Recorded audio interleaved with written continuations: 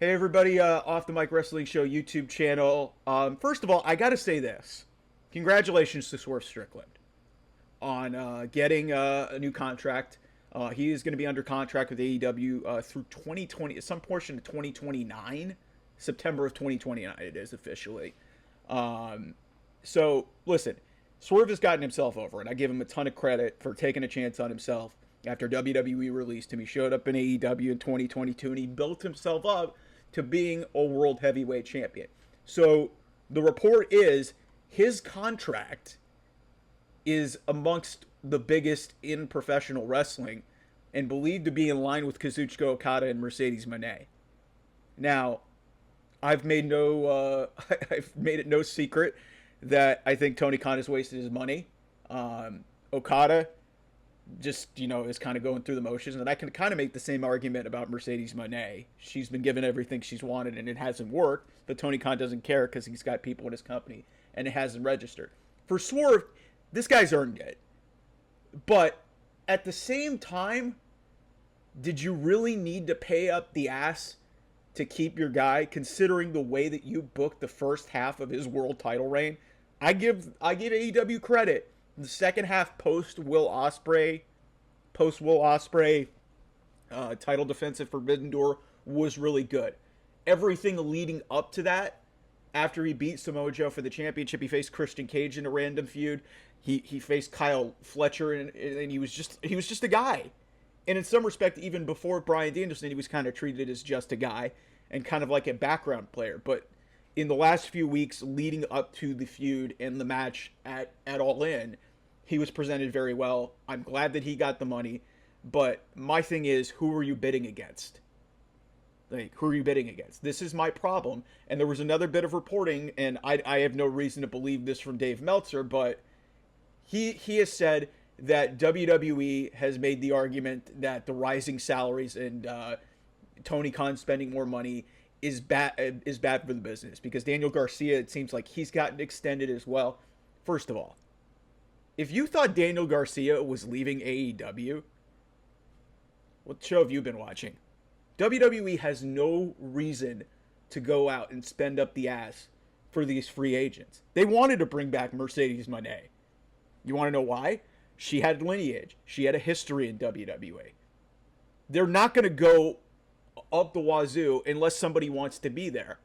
And when a Jade Cargill knows that she is her position is pretty much dead in AEW and she wants to go to WWE and she recognizes that WWE is the place for her to be, that's different.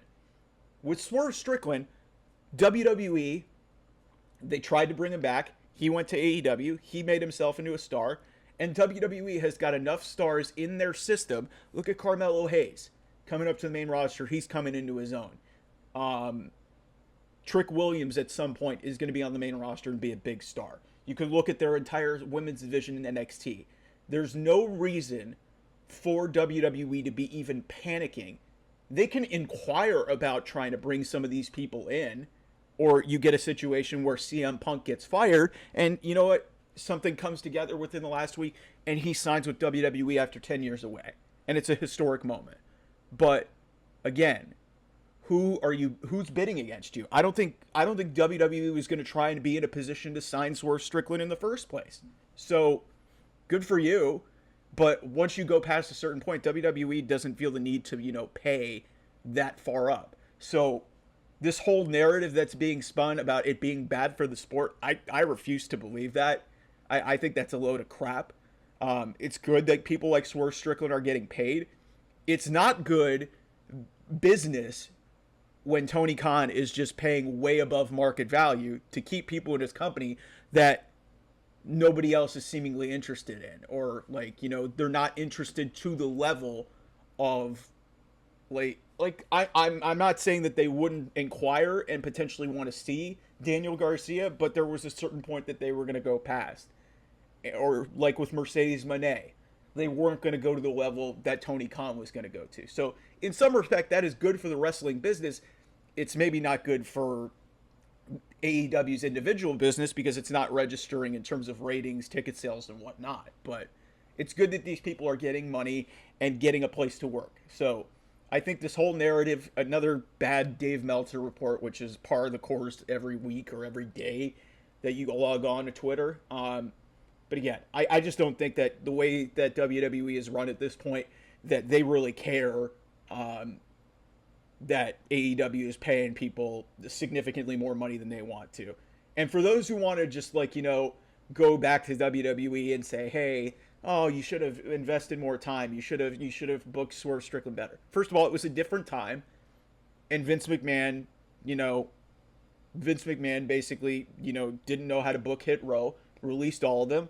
Swerve Strickland signed with AEW in March of 2022.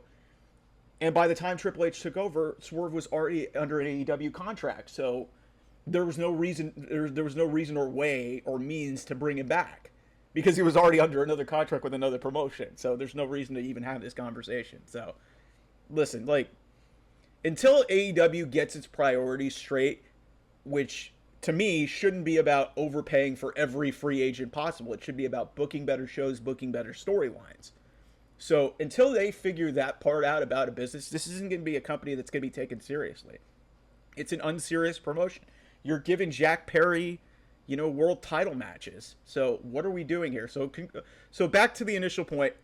I'm happy for Swerve. I'm happy for Daniel Garcia that these guys are getting paid. They're being put in significant spots and significant feuds on television. But again, who are you fighting against? It's like once you get past a certain point, it's like WWE is just kind of like, driving up the price. You see this all the time in like the NFL or any other sport. Like teams will, inquire to drive up the price.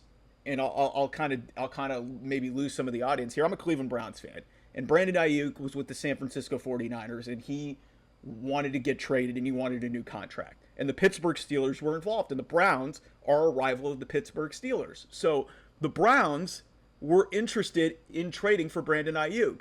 And I think in the process of doing this, it freaked the Pittsburgh Steelers out to the point where where it drove up the price to the point where the Steelers didn't want to make the move, and Brandon Ayuk went back to the San Francisco 49ers. That's kind of what this is like.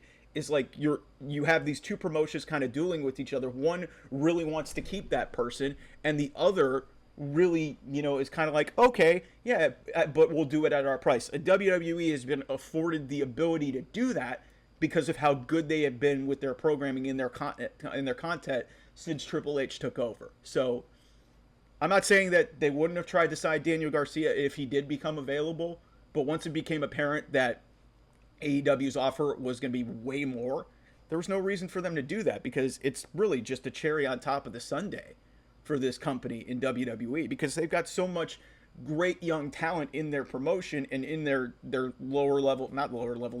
their NXT system, which is becoming like really a developmental spot and also really a great spot for, floundering, mid-carders like a Baron Corbin could go down there and have a little bit of a main event run in NXT. Pete Dunne has been bouncing between Raw and NXT and doing feuds in both places. Like it's become a very good place for a lot of people. So yeah, this report I think was a bunch of nonsense. But again, good for people getting paid. I think it's good for the business. I don't think it is good necessarily for AEW because it's clearly not translating to anything significant for them. So anyway, we'll have a No Mercy preview on the channel tomorrow. And we'll also have a Bash in Berlin reaction immediately after the show tomorrow. It's a big weekend for WWE. And subscribe to the YouTube channel. Hit that subscribe button here at OT Mike Wrestling, at OT Mike Wrestling on Twitter, and at Off the Mic 28 if you want to follow me. Appreciate the love and support. I'll talk to you guys soon. Bye-bye.